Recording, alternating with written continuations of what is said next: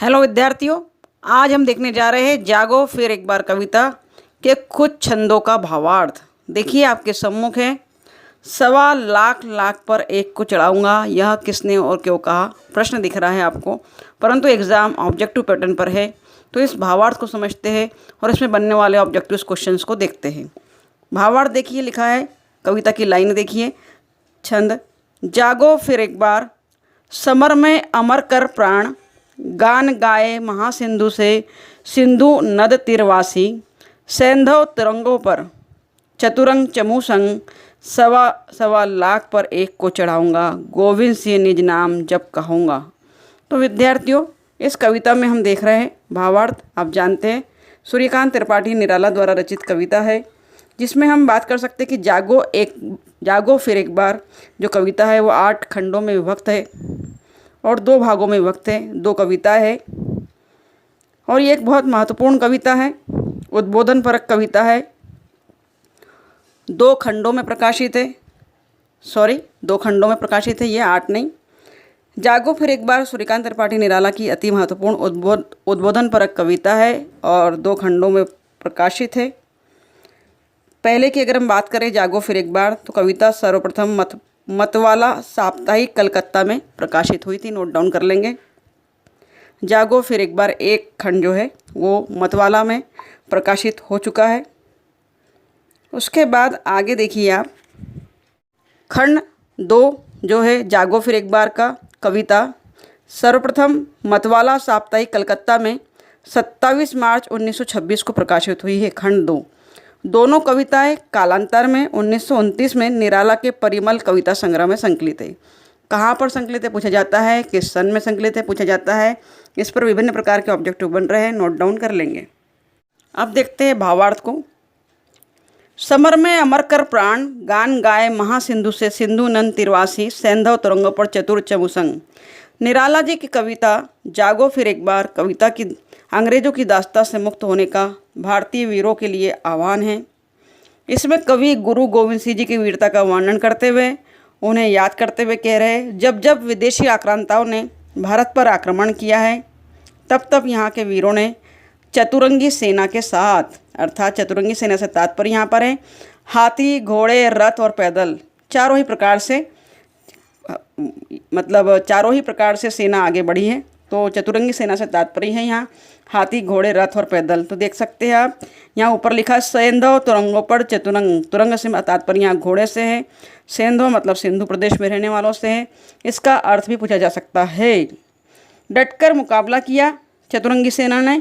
इसी तरह जब विदेशियों ने आक्रमण किया, तब गुरु गोविंद सिंह जी ने यह घोषणा की कि सवा लाख पर एक को चढ़ाऊँगा, अर्थात जब तक सवा लाख शत्रुओं पर अपने वीर को समर्पित नहीं करूँगा, तब तक अपने नाम को सार्थक नहीं मानूंगा। यह गुरु गोविंद सिंह जी ने कहा था। युद्ध करने में तुमने यह ललकार किसकी सुनी थी कि सवा लाख पर एक सिंह को चढ़ाऊंगा?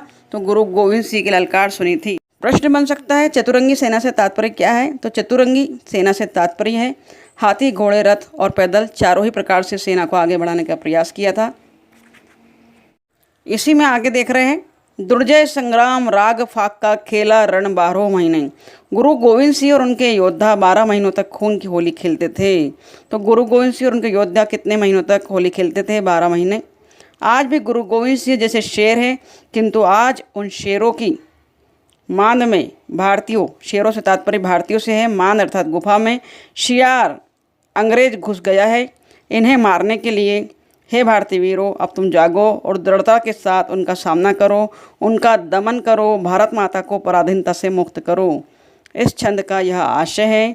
यहाँ पर शेरों से तात्पर्य भारतीय से है। ये शेरों से तात्पर्य है, प्रतीक है वीरता का, बहादुरी का।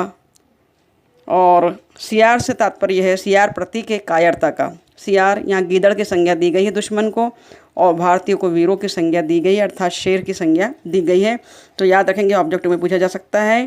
जो सूर्यकांत त्रिपाठी निराला ने अपनी कविता में भारतीयों को संज्ञा दी, वीरों की, शेरों की, गिदड़ों की और भी कुछ, तो आपको उत्तर लिखना है शेरों की भारतीयों को संज्ञा दी गई है और अंग्रेजों को दी गई है गिदड़ों की संज्ञा।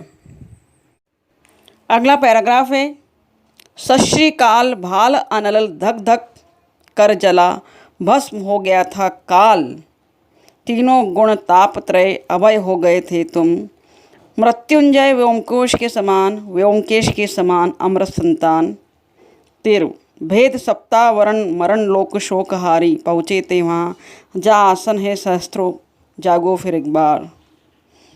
तो विद्यार्थियों, भावार्थ के अंतर्गत कवि कहना चाहते हैं कि गुरु गोविंद सिंह तथा उनके साथी सत श्री अकाल की गर्जना करते हुए युद्ध भूमि में कूद पड़े। यहाँ पर सत श्री अकाल से तात्पर्य वैसे ही है जैसे हम सत्यमेव जयते कहते हैं कि सत्य की सदा विजय होती है, काल को भी पार करके वो विजय प्राप्त करता है। युद्ध भूमि में कूद पड़े। उसके अलावा कवि पुनः गुरु गोविंद सिंह जी के पराक्रम का वर्णन करते हुए सोए भारतवासियों को जगाकर कहना जागृत कर रहे हैं। भारतवासियों, जब गुरु गोविंद सिंह सत श्री अकाल का जयकारा बुलाते हुए युद्ध क्षेत्र में उतरते हैं तो उनके मस्तक से, यहाँ पर भाल अनल धक धक, भाल से तात्पर्य मस्तक से है, मस्तक से धू करती हुई अग्नि प्रकट होती है। यहाँ कवि का संकेत है कि गुरु गोविंद सिंह जी के तेजोमय मस्तक से है कि उनके तेजमय मस्तक से बिल्कुल आग निकल रही है, क्रोध की अग्नि निकल रही है, जिससे दुश्मनों को वो नष्ट कर देना चाहते हैं। उस अग्नि में मृत्यु भी जलकर भस्म हो गई थी। उस अग्नि को संसार के तीनों गुण, सतोगुण, रजोगुण और तमोगुण, 3 गुण कौन से हैं पूछा जा सकता है, तो याद कर लेंगे सतोगुण, रजोगुण और तमोगुण तथा तीनों ताप। 3 ताप कौन कौन से हैं? देहिक, देविक और भौतिक। ताप से तात्पर्य यहाँ दुखों से है। 3 दुख, 3 ताप, देहिक, देविक और भौतिक नष्ट हो गए थे गुरु गोविंद सिंह के संरक्षण के कारण। तुम से तात्पर्य है भारतवासी, तुम भय रहित मुक्त हो गए थे, भय से मुक्त हो गए हो। हे भारतवासी, उस समय गुरु गोविंद सिंह जी की प्रेरणा पाकर मृत्यु पर विजय प्राप्त करने वाले भगवान शंकर, यहाँ भगवान शंकर की बात की है, मृत्युंजय व्योमकेश, है ना। मृत्युंजय व्योमकेश से तात्पर्य यहाँ पर शिवजी से है। संरक्षण पाकर तुम भयभीत हो गए थे और भय से भयभीत नहीं, भय से रहित हो गए थे। मृत्यु पर विजय प्राप्त करने वाले भगवान शंकर की अमृत संतान जैसे बन गए थे। भाव यह है कि गुरु गोविंद सिंह के रहते मृत्यु तुम पर विजय नहीं पा सकती थी। गुरु गोविंद सिंह के रहते मृत्यु तुम पर विजय नहीं पा सकती थी, अथवा तुम्हें मृत्यु का भय नहीं रहा। हे भारतवासियों, तुम अपने भौतिक संसार मृत्युलोक के 7 पर्दे, 7 पर्दों से तात्पर्य यहाँ दिया है भेद कर सप्तावरण, अर्थात 7 पर्दों को भेद दो। योग साधना में 7 प्रकार के आवरण माने गए हैं। तो योग साधना में कितने प्रकार के आवरण माने गए हैं? 7 प्रकार के। भेद कर, हे शोक को दूर करने वाले, तुम वहाँ पहुँच गए थे जहाँ 1000 पंखुड़ियों वाला कमल खिला हुआ है, जहाँ 1000 पंखुड़ियों वाला कमल खिला हुआ था। सहस्त्रार तक पहुँचने तक के पश्चात मनुष्य पूर्णतः मुक्त हो जाता है। इसलिए भारतवासियों, तुम एक बार जैसे ही जाग पड़ो सचेत हो जाओ। अगला पैराग्राफ देख रहे हैं। सिंह की गोद से छीनता रे शिशु कौन, मौन भी क्या रहती है वह, रहते प्राण रे अनजान। एक मेष माता ही रहती है निर्निमेष, दुर्बल व छिनती संतान जब जन्म पर अपने अभिशप्त आंसू बहाती। कवि कहते हैं, हे भारतवासियों, सिंहनी के पुत्र को उसकी गोद से छीनने का साहस क्या कभी कोई कर सकता है? अर्थात नहीं। उसका कारण यह है कि वह शक्तिशालिनी है। तो सिंहनी के गोद से उसके बच्चे को कोई नहीं छीन सकता। क्यों नहीं छीन सकता? क्योंकि वो शक्तिशाली है। यदि कोई व्यक्ति उसकी गोद से उसके पुत्र को छीनने का प्रयास करता है तो उसकी माँ अपने शरीर में प्राण रहते कभी शांत नहीं रह सकती। हे मूर्ख, एक भेड़ ही ऐसे दुर्बल प्राणी है जो अपने पुत्र भेड़ या मेमना को छीनता हुआ देखकर भी, यह जानते हुए भी उसका बलिदान कर दिया जाएगा, चुपचाप बनी रहती है। यह सोचकर यह तो मेरे कर्मों का फल है, मुझे अभिशाप मिला है, गरम गरम आंसू बहाती रहती है। वो चुपचाप सब देखती रहती है। निसहाय होने के कारण शत्रु का कुछ भी नहीं बिगाड़ सकती। उसकी मजबूरी का पता एकटक देखते रहने वाली टकटकी से लग जाता है। निर्निमेष से तात्पर्य एकटक देखना। इसका कारण योग्य जन जीता है, अर्थात जो शक्तिशाली है, योग्य है, वही जीवित रहेगा, शेष सभी नष्ट हो जाएंगे। अगला छंद देखेंगे। पशु नहीं वीर तुम, समर शूर क्रूर नहीं, काल चक्र में हो दबे आज तुम राजकुंवर। समर सरताज पर क्या है, सब माया है, माया है, मुक्त हो सदा ही तुम, बाधा विहीन बंध छंद ज्यो। देखेंगे भावार्थ। जागो फिर एक बार, शीर्षक राष्ट्रीय भावना से ओतप्रोत है। कविता के इस अंतिम छंद में महाकवि निराला ने भारतवर्ष और विशेषकर युवाओं को भारत की गरिमा और गौरव का स्मरण दिलाया है। देशवासियों को संबोधित करते हुए निराला जी कहते हैं कि भारतवासी, तुम पशु नहीं हो जो क्रूरता, कायरता और अमानवीयता का आचरण करते हो।